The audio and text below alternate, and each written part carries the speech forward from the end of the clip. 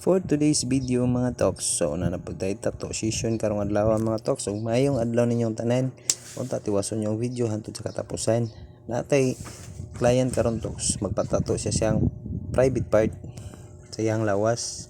So ligo ko kay ato ng trabaho, no choice ta.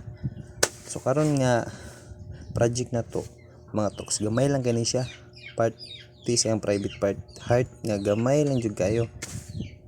So gikuha na to video kay sugot man si ma'am sa kadaghang client na to, daghan ta na tatuan na ni diri nga part. So kini lang nagpakuha siya video. So shout out ni ma'am. So nagprihan lang ta diya kay gamay lang man pud yang gusto nga heart lang daw nga red. So diha nga part mga toks, nagsugod na ta.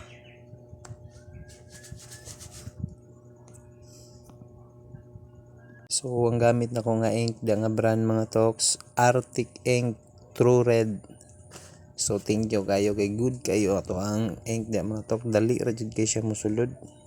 So sa parte da mga toks, nag hands off na ta.